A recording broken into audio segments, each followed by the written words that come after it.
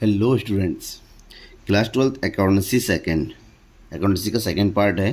Chapter number 1 accounting for share capital से मैं आज जो बताने वाला हूँ इस वीडियो में वो है क्वेश्चन नंबर 7 जो रिलेटेड है इश्यू ऑफ शेयर्स से।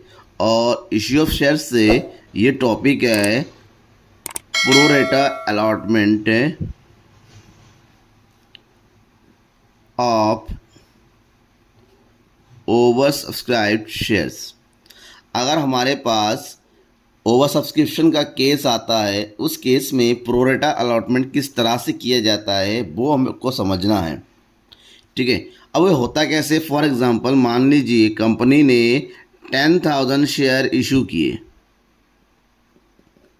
कंपनी इशू 10,000 शेयर्स और कंपनी के पास जो एप्लीकेशन आए हैं वो 25,000 शेयर्स के एप्लीकेशंस आए हैं। ऐसे में 10,000 की जगह 25 यानी कि 15,000 शेयर के एप्लीकेशन ज़्यादा है। तो कंपनी को ये जो 15,000 है जिसको बोला जाता है ओवर सब्सक्राइब यानी ओवर सब्सक्रिप्शन, इस ओवर सब्सक्रिप्शन शेयर को एडजस्ट करना होता है। तरीका मैंने बताया था, इसमें से क्या किया, या तो इनको रिजेक्ट कर दिया जाए, या तो इनको अलॉटमेंट में एडजस्ट कर दिया जाए, या फिर कुछ रिजेक्ट किया जाए और कुछ अलॉटमेंट में एडजस्ट किया जाए। 3 केस होते हैं। और जब इसको अलॉटमेंट में एडजस्ट किया जाता है तो इस एडजस्टमेंट के भी केस होते हैं। मान लीजिए कि इसमें से जो शेयर्स आए 10,000 वाले को 8,000 शेयर होल्डर को पूरे 8,000 शेयर दे दिया जाए, और बचे जो शेयर है उसमें से 5,000 को रिजेक्ट कर दिया जाए। 10,000 शेयर होल्डर्स को केवल 2,000 शेयर दिए जाए, क्योंकि जितने शेयर कंपनी के पास होंगे उतने ही केवल अलॉट हो सकते हैं और बाकी को एडजस्ट किया जा सकता है। और किस तरह से ये पूरा काम करेगा हम क्वेश्चन नंबर 7 को सॉल्व करते हुए समझेंगे। अभी तक चैनल को अभी तक सब्सक्राइब नहीं किया है, चैनल को सब्सक्राइब कर दे और बेल आइकन को दबा दे ताकि आने वाले सारे क्वेश्चंस के सॉल्यूशन आपको लगातार मिलता है, नोटिफिकेशन आप तक पहुंच जाए। ठीक है, चलिए हम क्वेश्चन नंबर 7 को देखते हैं। ये है क्वेश्चन नंबर 7 आपकी बुक में। Eastern company limited with an authorised capital of 10 lakh is divided into shares of 10 each, issued 50,000 shares at a premium of 3 per share payable as follows। 10 lakh उसका ऑथोराइज्ड कैपिटल है, जिसका आपको मतलब नहीं है जनरल एंट्री में। आपको ये देखना है कितने शेयर्स इशू किए। 50,000 ₹3 के प्रीमियम पर। ठीक है, और इसको डिमांड किया गया एप्लीकेशन पर ₹3, अलॉटमेंट पर ₹5। बट यहाँ पर प्रीमियम इंक्लूड है।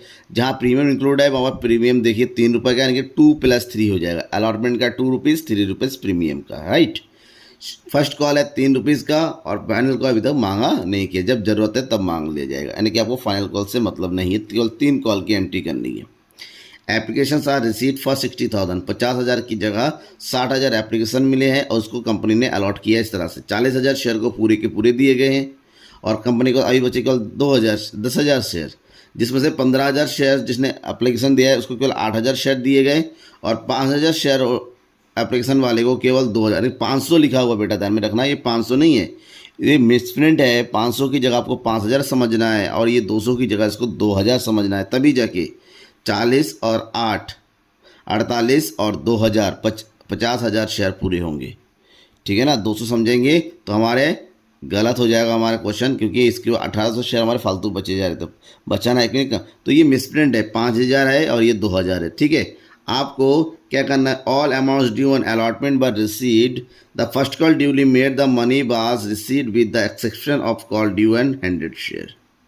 100 शेयर के अलावा फर्स्ट कॉल में सारे पैसे मिल गए हैं, ये कॉल्स इन एरियर है। आपको करना क्या है, give journal entry, cash book, entries to record the transaction of the company and also prepare balance sheet. आपको बैलेंस शीट भी प्रिपेयर करना है, यानी कि इस क्वेश्चन में बैलेंस शीट बनाना है। बैलेंस शीट कैसे बनाना है वो मैं आपको एक्सप्लेन करता हूँ। ठीक है, चलिए पहले हम कैलकुलेशन कर लेते हैं इस क्वेश्चन का। कैलकुलेशन कैसे करेंगे?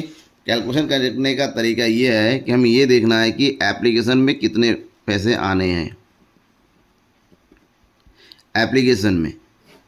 ठीक है, सबसे पहले ये पता होना चाहिए कितने इश्यूड हुई। कंपनी ने इशू किए 50,000 शेयर्स, यानी कि कंपनी के अकॉर्डिंग कंपनी के पास होना चाहिए 1,50,000 rupees.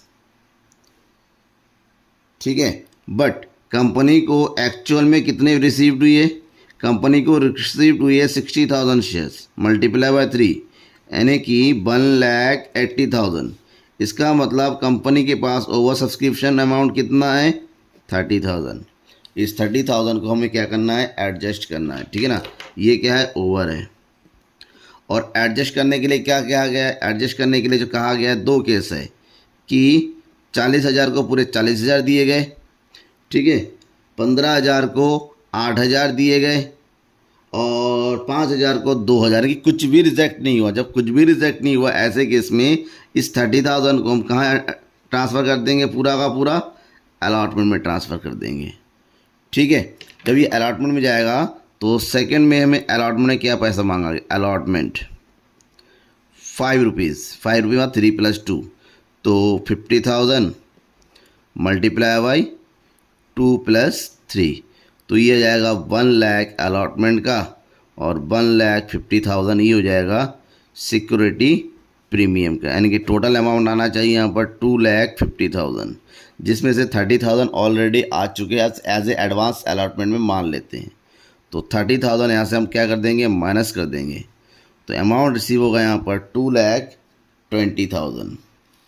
At last first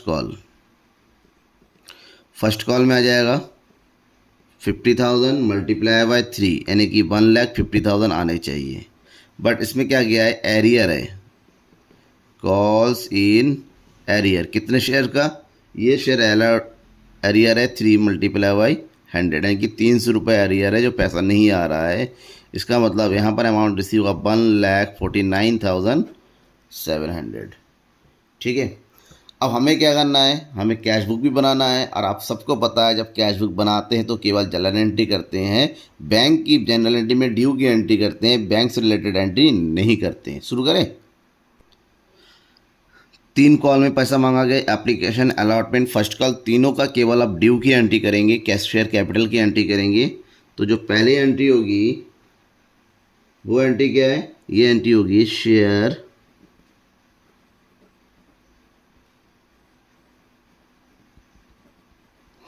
application account debit, share application account debit कितना अमाउंट आ जाएगा यहाँ पर टोटल, ये है full amount 1,80,000 to share capital account. Share capital में कितना जाएगा, एप्लीकेशन का कितना था 1,50,000, यहाँ पर देखिए 1,50,000 और 1,80,000 हमारा टोटल अमाउंट रिसीव हुआ है, जो टोटल शेयर कैपिटल में जाता नहीं है, कुछ पैसा अलॉटमेंट में ट्रांसफ़र कर देना 30,000। तो बचा जो अमाउंट है उसको ट्रांसफ़र कर दीजिए to share allotment account 30,000। Narration क्या लिखेंगे, नरेशन होगा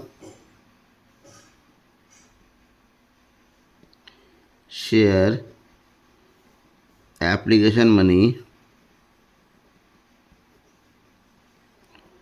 transfer to share capital account, ये हो गया। सेकंड क्या करना है, ड्यू ऑफ अलॉटमेंट, तो एंट्री करेंगे हम यहाँ पर शेयर अलॉटमेंट अकाउंट डेबिट। यहाँ पर जो अमाउंट कितना है ड्यू का शेयर अलॉटमेंट का 2,50,000, ठीक है ना, 2,50,000। अब यहाँ पर प्रीमियम है तो प्रीमियम का अमाउंट अलग करेंगे, शेयर कैपिटल का अमाउंट अलग करेंगे। ये हो जाएगा शेयर कैपिटल 2 + 3 था तो 1 लाख हो जाएगा किसका, शेयर कैपिटल का। जो बचा अमाउंट है वो सिक्योरिटी प्रीमियम का, securities premium account 1,50,000। Narration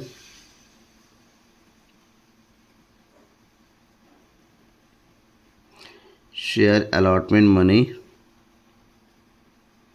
due with ₹3 premium. Last due की एंट्री करेंगे फर्स्ट कॉल की, तो ये हो जाएगा share first call account debit, कितना हो रहा है 1,50,000 टू शेयर कैपिटल अकाउंट 1,50,000, ठीक है। तो नेक्स्ट लिखेंगे share first call money due. ये हो गया हमारी एंट्री कंप्लीट। हमें क्या बनाना है अब? Cash book. अब क्या है ना, ड्यू की एंट्री हम कर चुके हैं, तो कैश बुक में अमाउंट एक्चुअल में जितना रिसीव हुआ है उसकी एंट्री करेंगे, ठीक है। सबसे पहले जो रिसीव हुआ है अमाउंट वो है शेयर एप्लीकेशन में, और शेयर एप्लीकेशन में जो अमाउंट रिसीव हुआ, टोटल अमाउंट रिसीव हुआ है, ओवर सब्सक्रिप्शन करके कितना रिसीव हुआ था? 1,80,000 पूरा डाल देंगे। कुछ भी रिटर्न नहीं हुआ तो यहाँ कोई एंट्री नहीं होगी। सेकंड, जो अमाउंट रिसीव हुआ है कहाँ पर? शेयर अलॉटमेंट में। शेयर अलॉटमेंट में कितना अमाउंट रिसीव होना है? शेयर अलॉटमेंट में अमाउंट रिसीव होना चाहिए था 2,50,000, जिसमें से ऑलरेडी एप्लीकेशन में जो है आ चुका है, तो वहाँ से 30,000 माइनस कर देंगे तो यहाँ रिसीव होगा 2,20,000। आपने ऑलरेडी कैलकुलेशन कर रखा है। देखिए, ये जो अमाउंट रिसीव हो रहा है उसकी एंट्री यहाँ पर इतना बैंक में रिसीव हो रहा है, यहाँ पर ये बैंक में रिसीव हो रहा है, यहाँ पर ये बैंक में रिसीव हो रहा है, ठीक है ना। आपको इस बैंक में इतने इतने अमाउंट की ही एंट्री करनी है। ऑलरेडी आप कैलकुलेशन कर चुके हैं, इसको ध्यान में रखना है। तो नेक्स्ट ये हो गया 2 लाख, और 3 है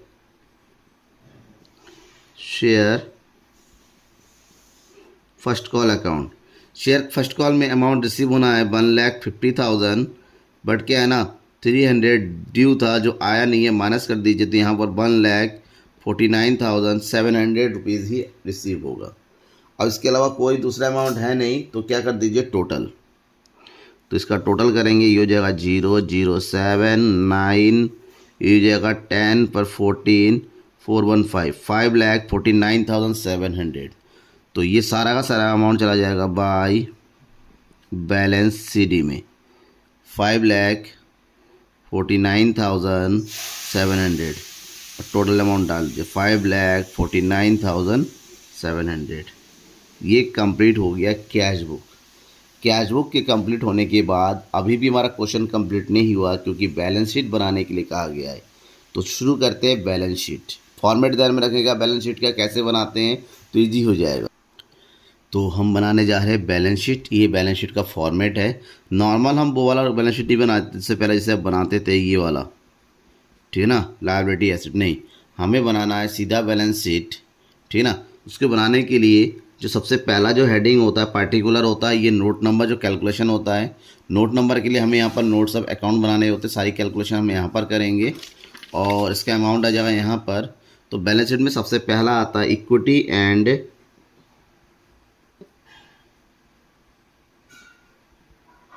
लायबिलिटीज़। आपको उसका फॉर्मेट ध्यान में रखना होगा किस तरह से। इक्विटी एंड लायबिलिटीज़ के जस्ट नीचे जो सबसे पहला आर्टिकल होता है वो होता है share holders fund. Share holders fund, और शेयर होल्डर फंड के नीचे 2 आइटम आता है। Number 1 share capital, and number 2 reserve and surplus. Share capital का मतलब होता है जो भी शेयर से रिलेटेड अमाउंट है बहुत सारा आना चाहिए। अब कितना अमाउंट आएगा शेयर कैपिटल, वो पता करने के लिए हमें नोट्स ऑफ अकाउंट में जाना होगा। नोट्स ऑफ अकाउंट में पहला नोट जो कैलकुलेशन होता है कि कितना अमाउंट शेयर कैपिटल में जाएगा, ठीक है। तो कितना अमाउंट शेयर कैपिटल में जाएगा उसको पता करने के लिए हमें एक फॉर्मेट होता है, हमें कैलकुलेट करना है शेयर कैपिटल का। शेयर कैपिटल का तो कंपनी के पास ऑथोराइज्ड कैपिटल कितना है शुरू से करना पड़ता है इसमें। ऑथोराइज्ड शेयर कैपिटल, कंपनी के पास ऑथोराइज्ड शेयर कैपिटल है 1 लाख। 1 लाख मल्टीप्लाई बाय 10, ठीक है। 1 lakh at the rate of ₹10 each, that means 10 lakh. इससे हमें कोई मतलब नहीं है, लिख देंगे। कंपनी की इशू कितना है, issued share capital, issue company कितने किया है 50,000 multiply by 10, that is total amount कितना हो जाएगा यहाँ पर 5 लाख। ये हो गया। हमें एक्चुअली में चाहिए कितना, सब्सक्राइब हो गया, ठीक है ना। Subscribe share capital, subscribed share capital.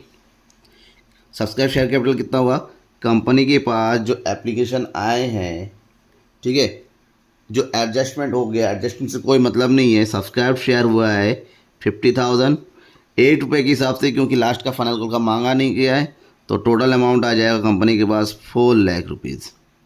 अब 4 लाख रुपीज़ में कुछ जो है हमारे पास आया नहीं है, less calls in arrear. Calls in arrear को माइनस कर देंगे, कितना हो जाएगा 100 multiply by 3, that is 300 rupees. तो कंपनी के पास एक्चुअली कितना पैसा आया, 3,99,700 रुपीज़, ठीक है, 3,99,700 रुपीज़। ये जो अमाउंट आया है, इसी अमाउंट को एक्चुअली में हम शेयर कैपिटल में एंट्री करेंगे, ठीक है।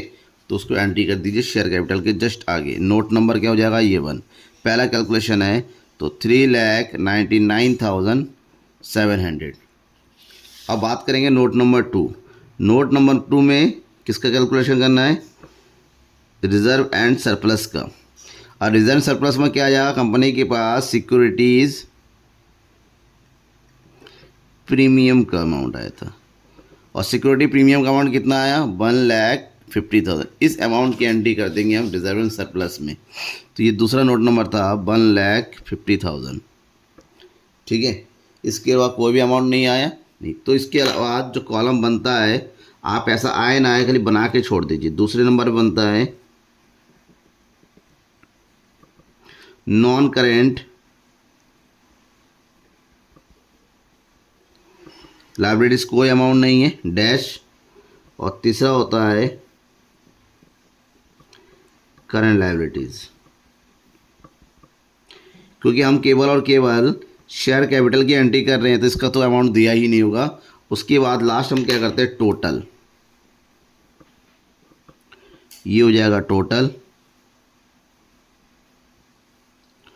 ठीक है। टोटल कितना अमाउंट है, ये 0,07945, 5,49,700, ठीक है। 5,49,000 कितना हो गया, 700, ये अमाउंट हो गया। अब क्या करना है, इक्विटी लाइबिलिटीज के बाद जो सेकंड होता है वो होता है एसेट्स। एसेट्स हो गया। एसेट्स में जो पहला कॉलम बनता है फर्स्ट, वो होता है नॉन करेंट एसेट्स का।